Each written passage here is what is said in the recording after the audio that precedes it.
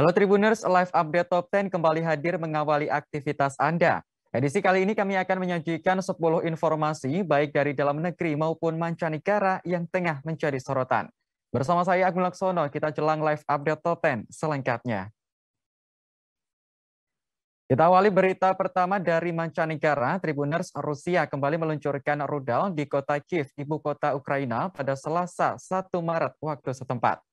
Sebuah menara televisi di kota tersebut dihantam rudal dari udara. Dalam kejadian kali ini, 5 orang dilaporkan tewas. Menara stasiun televisi utama ini terletak di distrik Babiar, kota Kiev. Setelah ledakan terdengar, kepulan asap tampak membumbung tinggi di atas menara. Struktur menara tersebut tidak mengalami kehancuran fisik 100% meski dihantam rudal. Namun beberapa saluran televisi lumpuh dan berhenti beroperasi. Wali Kota Kiev Vitali Klitschko mengatakan serangan itu merusak gardu transformator menara yang menyediakan listrik serta beberapa perangkat kerasnya. Kementerian Dalam Negeri mengatakan bahwa sistem cadangan akan dioperasikan untuk memulihkan program. Sebagian besar saluran Ukraina tampaknya berfungsi normal sekitar 1 jam setelah berhenti. Sementara itu, Kementerian Luar Negeri Ukraina menyebut tindakan Rusia menyerang menara TV sebagai aksi barbarisme. Pasalnya, dalam serangan kali ini mengakibatkan 5 orang tewas. Ribuan warga Ukraina pun berusaha meninggalkan kota Kiev setelah pemerintah pertahanan Rusia mengumumkan akan menyerang kota tersebut. Melansir dari The Guardian, menara TV ini berada di dekat jurang Babiar, di mana lebih dari 30.000 orang dibantai oleh Nazi selama Perang Dunia Kedua. Tragedi ini dikenang sebagai patung peringatan dan merupakan situs ziarah bagi banyak orang Yahudi. Друзья, срочно на вышке, только что по телеге Киев.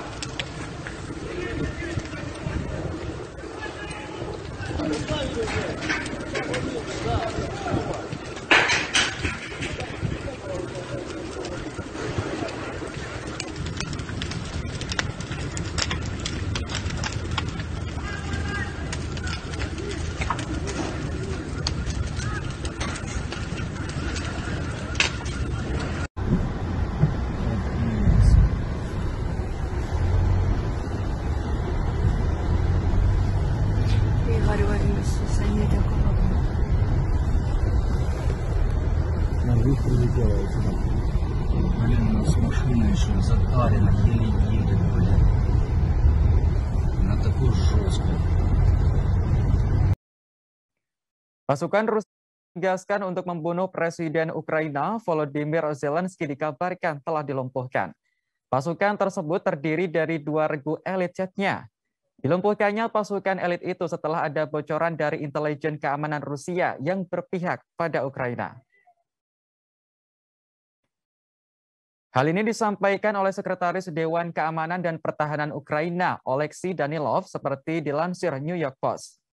Danilov memaparkan sejumlah Federal Security Service atau FSB Rusia memberi informasi kepada Kiev soal intelijen yang dibutuhkan untuk melacak anggota regu elit Chechnya.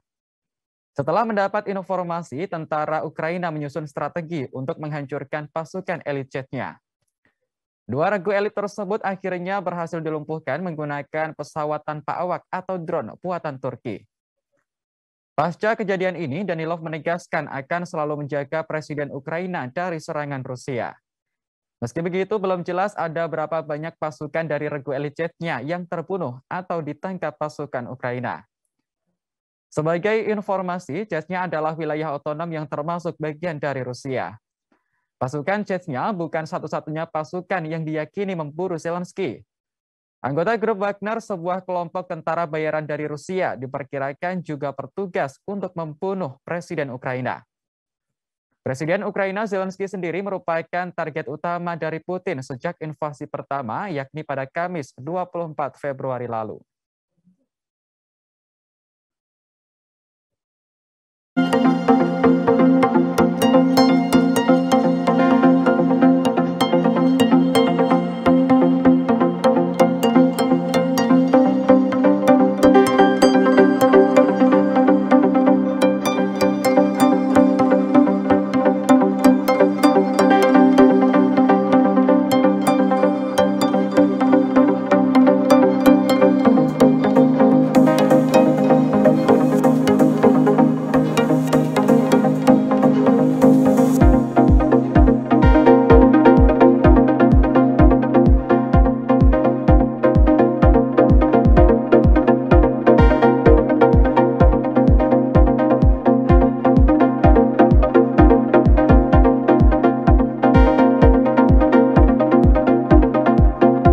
Pemerintah Australia memutuskan untuk memberikan bantuan kepada Ukraina yang saat ini diserang Rusia.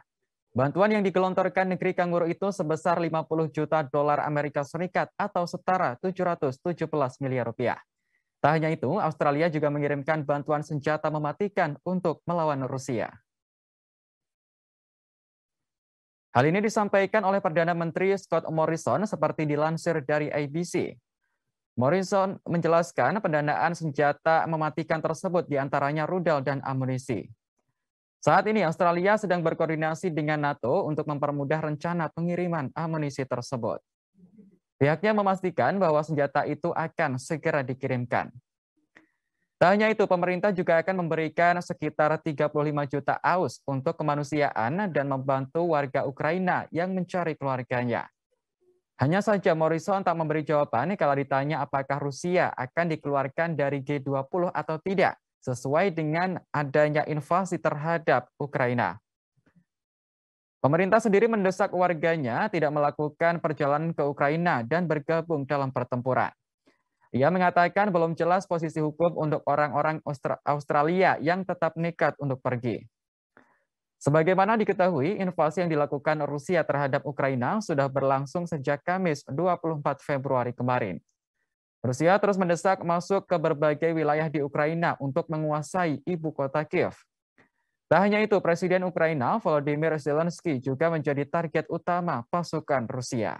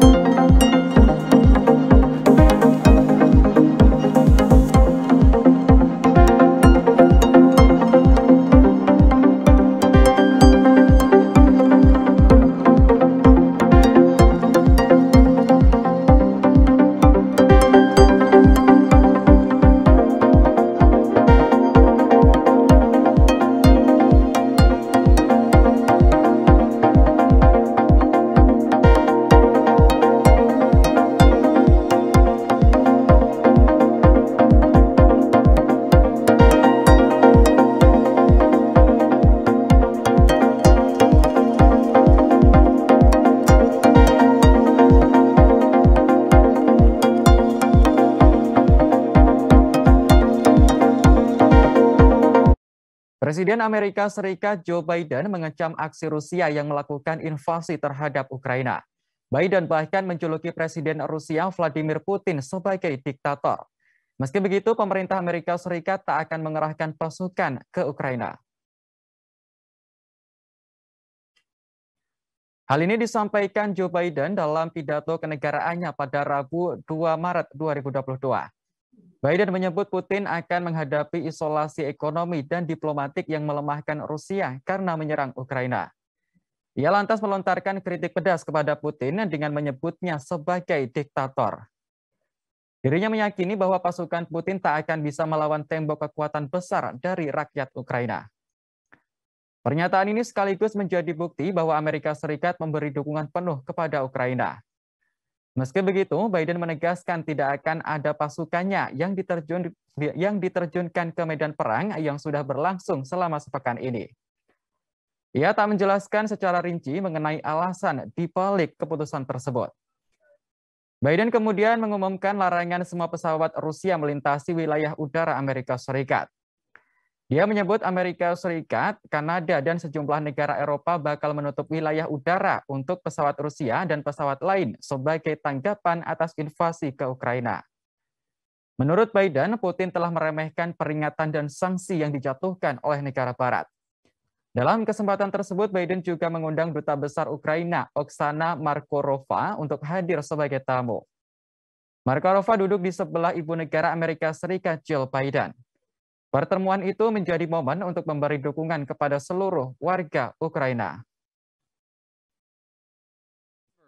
along with 29 other nations. It matters. American diplomacy matters. American resolve matters. Putin's latest attack on Ukraine was premeditated and totally unprovoked. He rejected repeated efforts at diplomacy. He thought the West and NATO wouldn't respond. He thought he could divide us at home, in this chamber, in this nation. He thought he could divide us in Europe as well. But Putin was wrong. We are ready. We are united, and that's what we did. We stayed united. We prepared extensively and carefully. We spent months building coalitions of other freedom-loving nations in Europe and the Americas, from America to the Asian and African continents, to confront Putin. Like many of you, I spent countless hours unifying our European allies. We shared with the world in advance what we knew Putin was planning and precisely how he would try to falsify and justify his aggression. We countered Russia's lies with the truth. And now that he's acted, the free world is holding him accountable, along with 27 members of the European Union, including France, Germany, Italy, as well as countries like the United Kingdom, Canada, Japan, Korea, Australia, New Zealand, and many others, even Switzerland, are inflicting pain on Russia and supporting the people of Ukraine. Putin is now isolated from the world more than he has ever been. Together,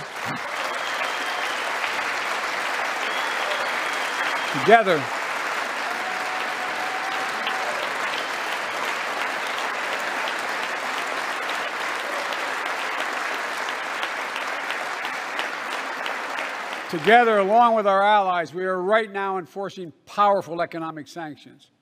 We're cutting off Russia's largest banks from the international financial system, preventing Russia's central bank from defending the Russian ruble, making Putin's $630 billion war fund worthless. We're choking Russia's access. Duta Besar Ukraina untuk Indonesia, Vasil Hamianin, meminta bantuan Indonesia dalam konflik Rusia dan Ukraina. Melalui sebuah surat, pihaknya meminta agar Indonesia bereaksi dan tegas mengecam invasi Rusia. Duta Besar Ukraina untuk Indonesia, Vasil Hamianin, menulis surat resmi dan membeberkan betapa mengerikan kondisi Ukraina seusai invasi Rusia. Ia bercerita bahwa banyak rudal besar yang masuk ke pemukiman kota. Banyak infrastruktur yang juga dibom hingga rakyat sipil menjadi korban tewas. Vasil menambahkan banyak perjuangan dan perdamaian yang harus dibayar mahal dengan kematian dan nyawa. Meski begitu, Ukraina mengaku tidak akan bertekuk lutut terhadap ancaman kematian, sama seperti Indonesia yang tidak menyerah 70 tahun silam. Ukraina melihat Indonesia sebagai penerus memori tentang perjuangan melawan penjajah demi kemerdekaan di abad 19 hingga 20. Kedubes itu juga menuliskan jika Ukraina kalah, maka sistem keamanan global dan prinsip hidup berdampingan antar negara pasca Perang Dunia Kedua juga akan runtuh. Kedutaan Ukraina kemudian kembali menegaskan agar Indonesia memberikan dukungan penuh. Pihaknya akan terus menunggu Indonesia bertindak atas permohonan bantuannya itu. Seperti diketahui bersama, Ukraina telah diserang besar-besaran oleh Rusia sejak Kamis 24 Februari kemarin. Ratusan nyawa sudah melayang akibat serangan rudal yang diluncurkan Rusia di sejumlah kota. PBB mencatat ada lebih dari 600.000 warga yang mengungsi dari Ukraina akibat invasi ini.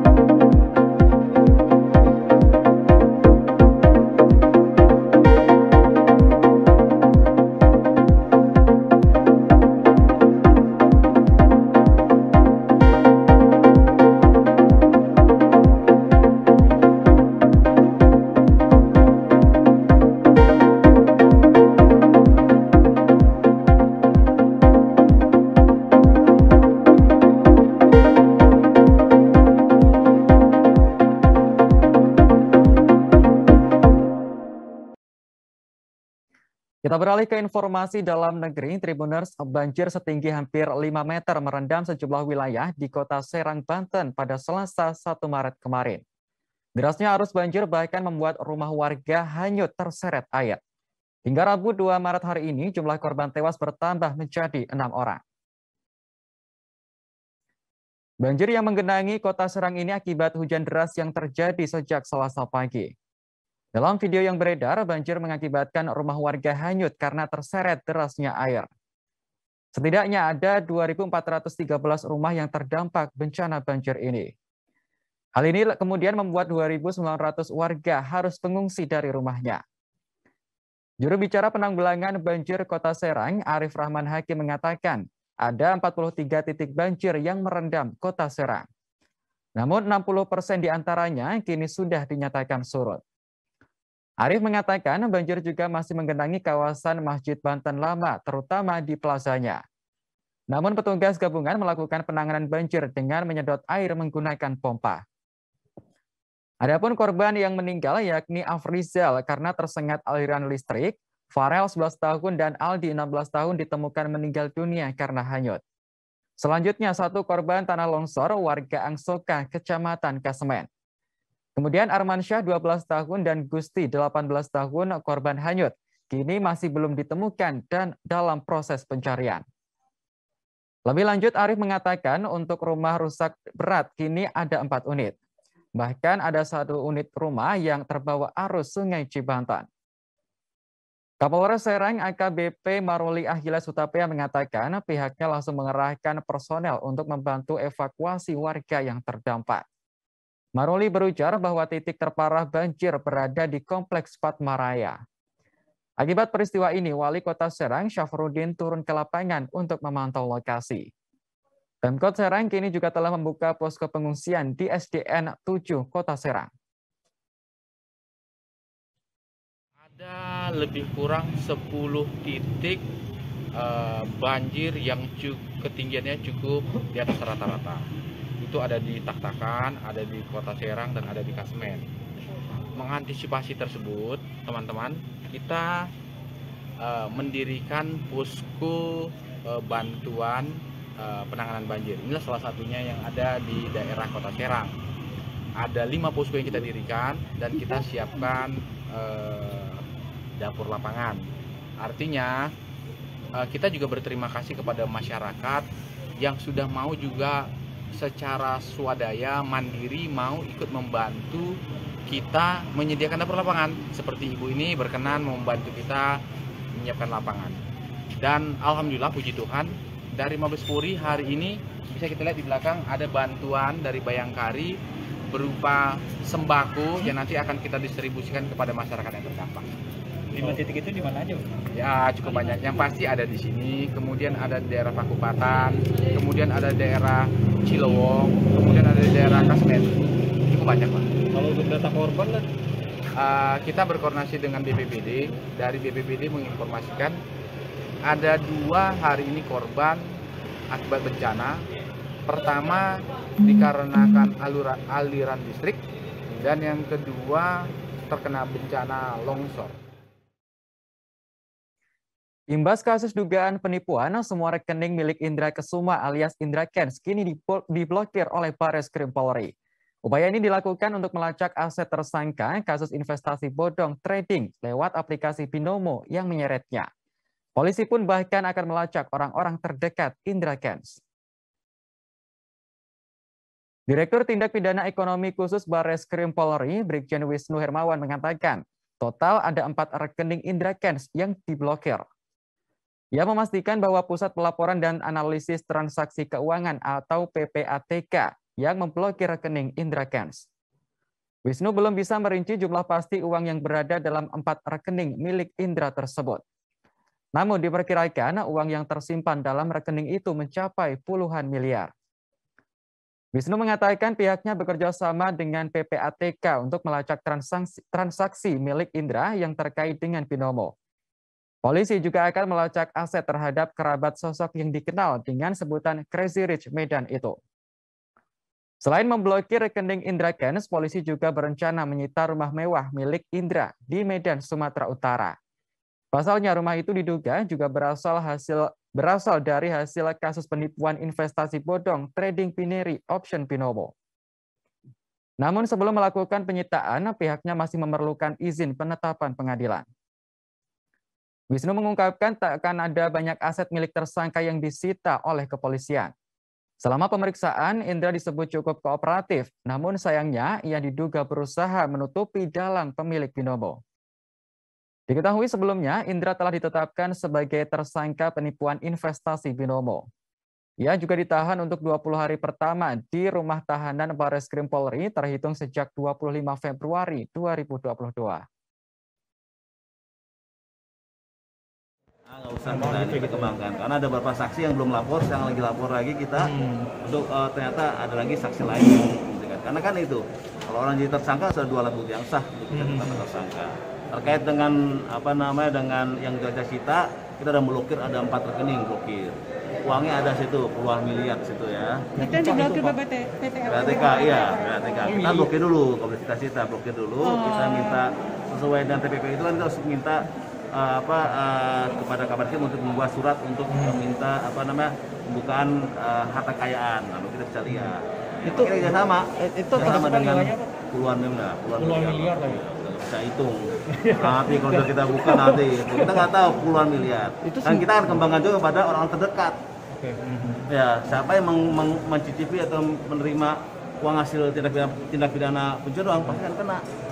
Orang terdekatnya, siapa aja orang terdekat ya kan akan kita kena. Transaksinya nanti kita bersama dengan teman-teman PATK untuk mengungkap transaksinya, tapi kan kita harus hati-hati nih.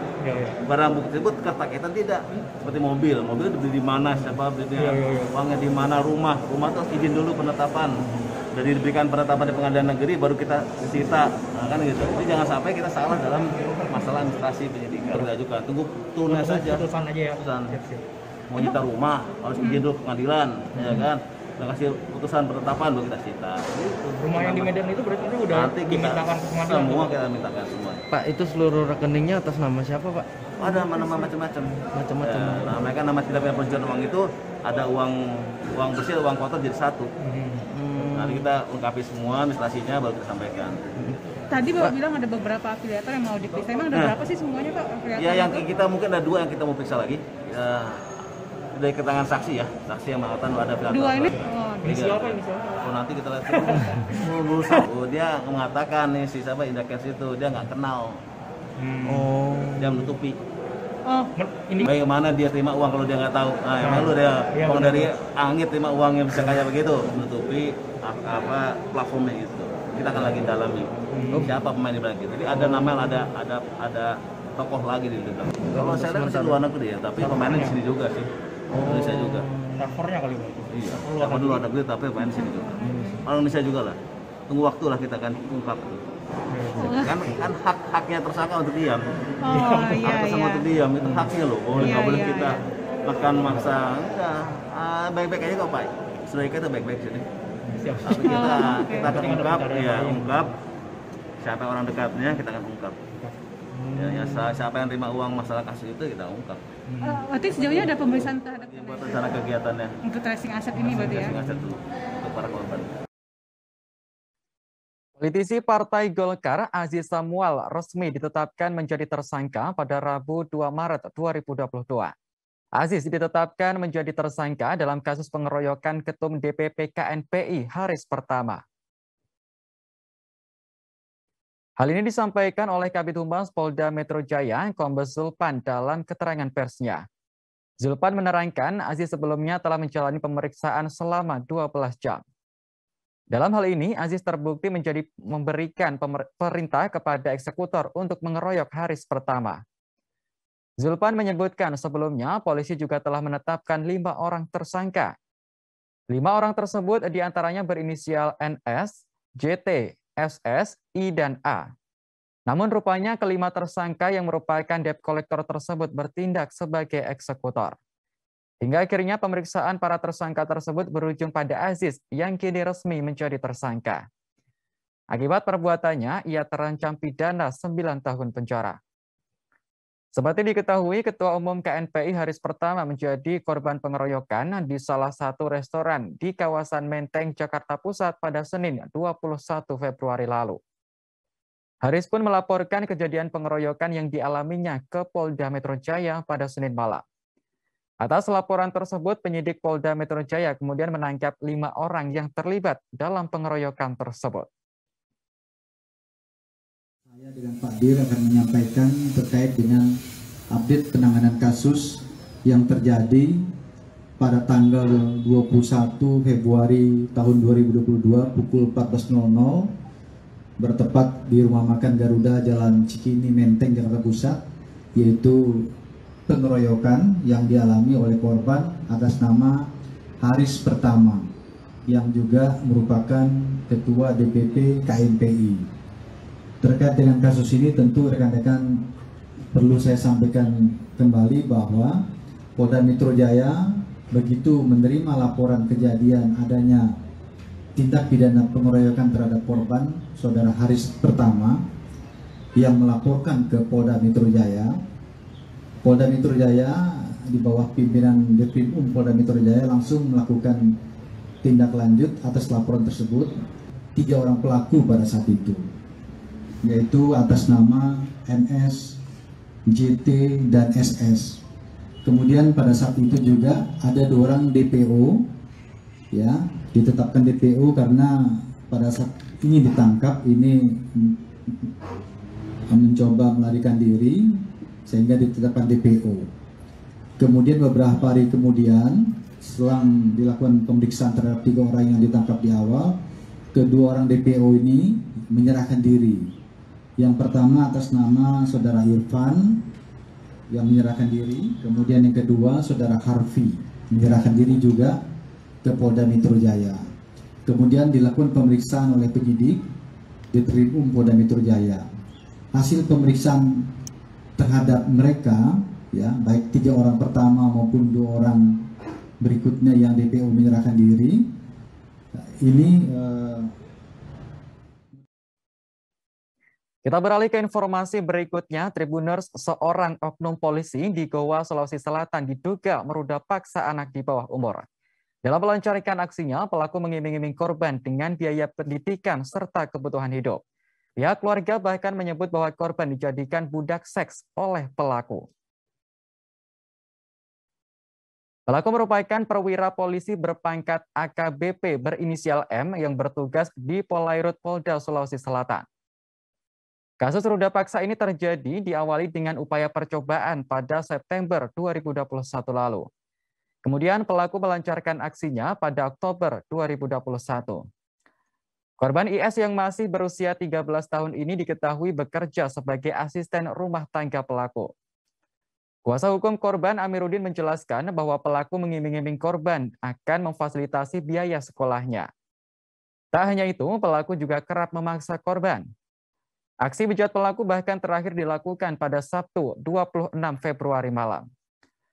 Amiruddin pun menduga bahwa ada kemungkinan kasus ini berkembang ke perdagangan manusia. Pasalnya ada campur tangan pihak ketiga yang menghubungkan pelaku dengan korban. Saat ini pelaku sedang menjalani proses pemeriksaan oleh Propam Polda Sulawesi Selatan. Adapun saat ini pelaku juga telah dicopot dari jabatannya. Pencopotan AKBP M itu untuk memperlancar proses pemeriksaan yang saat ini tengah dijalani. Selain itu, pihak Polda Sulawesi Selatan juga sudah mendatangi korban dan keluarganya di Kecamatan Parompong, Goa. Modus operandinya ini pelaku melakukan hubungan transaksi seksual itu melalui perantara dengan mengiming-imingi korban untuk ditawari pekerjaan asisten rumah tangga, seperti misalnya menyapu, padahal sebenarnya tujuannya adalah untuk untuk dijual kasarnya ya bagi ini oknum perantara ini yang harus ditindaklanjuti sebenarnya. Jadi kalau kasus ini ingin ditindaklanjuti maka akan melebar ke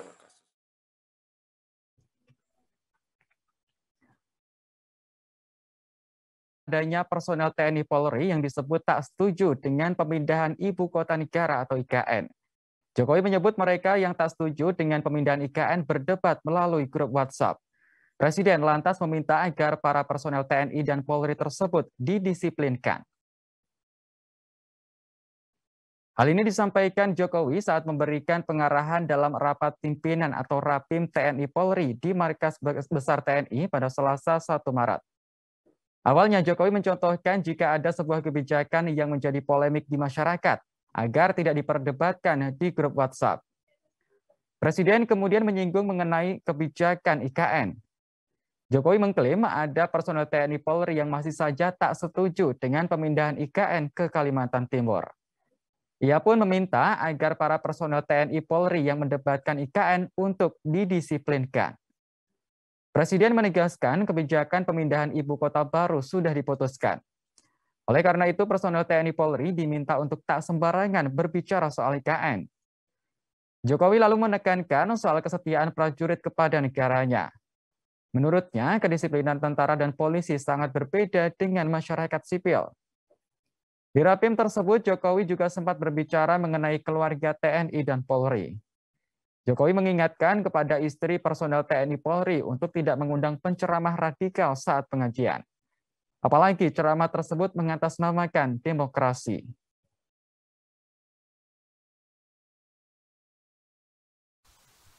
Tahu-tahu mengundang penceramah radikal. Nah, hati-hati.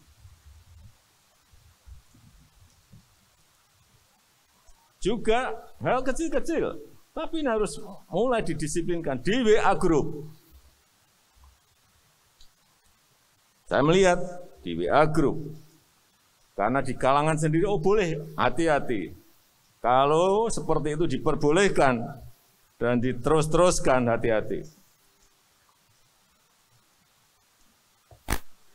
Misalnya berbicara mengenai IKN, nggak setuju IKN apa? Itu sudah diputuskan loh oleh pemerintah dan sudah disetujui oleh DPR. Kalau di dalam disiplin TNI dan Polri sudah tidak bisa diperdebatkan. Kalau di sipil silahkan. Apalagi di WA Group dibaca gampang. Saya baca itu. Baik Tribuners, informasi tadi sekaligus menutup jumpa kita dalam live update Top 10 kali ini. Jangan lupa untuk terus perbarui informasi Anda di kanal YouTube Tribun News. Saya Agung Laksono pamit undur diri. Terima kasih dan sampai jumpa. Jangan lupa like, subscribe, dan share ya.